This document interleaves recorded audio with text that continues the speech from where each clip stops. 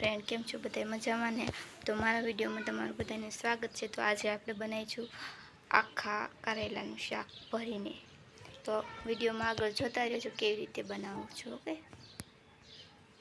જો ફ્રેન્ડ આવી રીતે કાપી અને આને સોલી લેવાના કારેલા આવી રીતે સોલી લેવાના।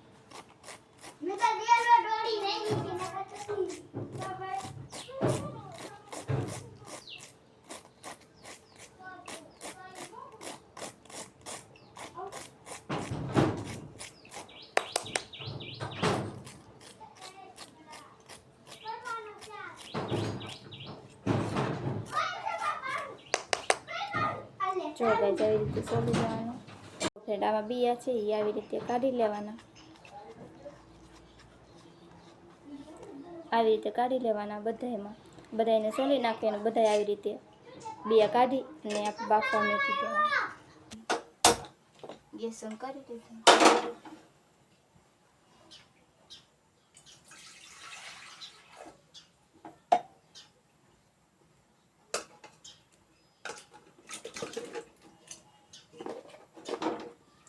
આપણે મીઠું નાખી દેવું થોડું।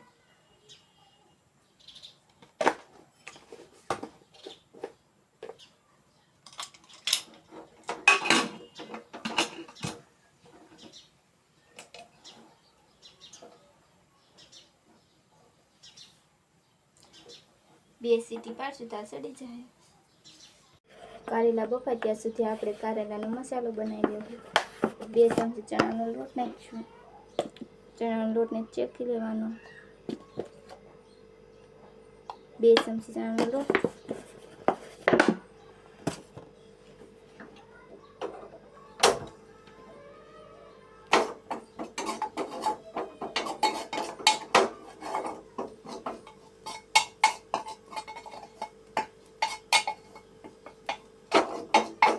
જો આવી રીતે શેકવાનું, એકદમ હલાવતું જ જવાનું, હલાવીશું નહીં ને તો બળી જાય।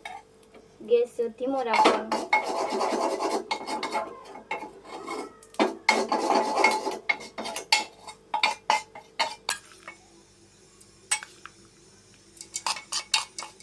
મિક્સ કરી દેવાનું।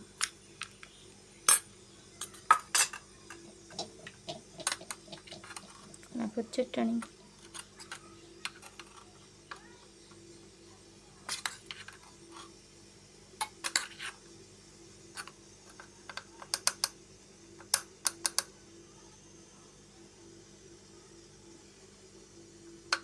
સ્વાદ પ્રમાણે મીઠું નાખવાનું,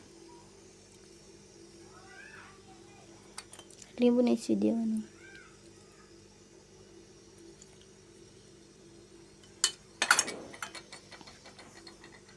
પાણી નાખવાનું,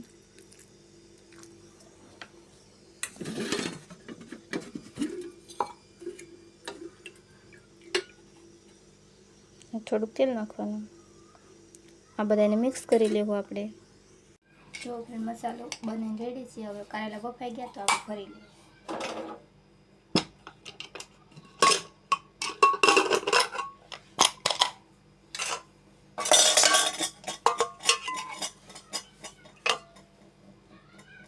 કારેલા અને બટેટા બફાઈ ગયા છે તો આપણે કાઢી લેવી।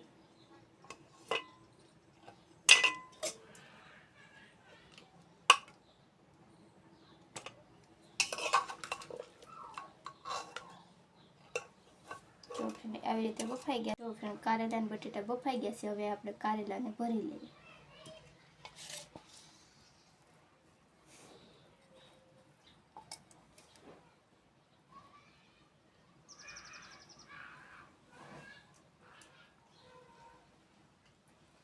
જો ફ્રેન્ડ આવી રીતે બધા ભરી લેવાના।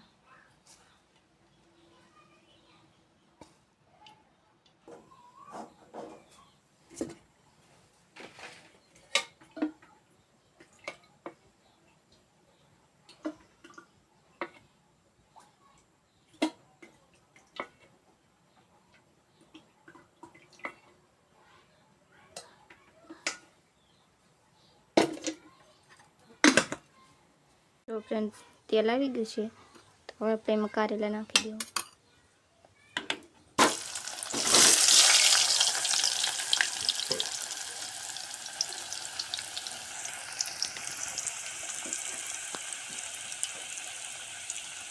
જો ફ્રેન્ડ આમાં મસાલો નાખતા આટલો વધ્યો છે તો આપણે ફેંકી નહીં દેવી, એનો પણ ઉપયોગ કરીશું આપણે, એ પણ હું તમને બતાવું. જો ફ્રેન્ડ એમાં આપણે પાણી અને થોડુંક ચટણી મીઠું નાખી અને આપણે પાછું નાખી દેવું શાકમાં, જેમ કે આપણે રસાવાળું કર્યું છે.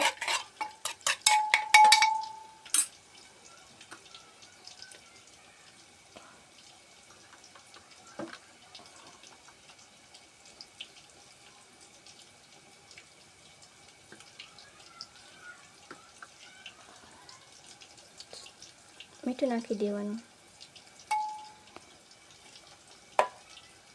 સરસ મજા મિક્સ કરી દેવાનું. મિક્સ કરી આપણે નાખી દઈએ શાકમાં.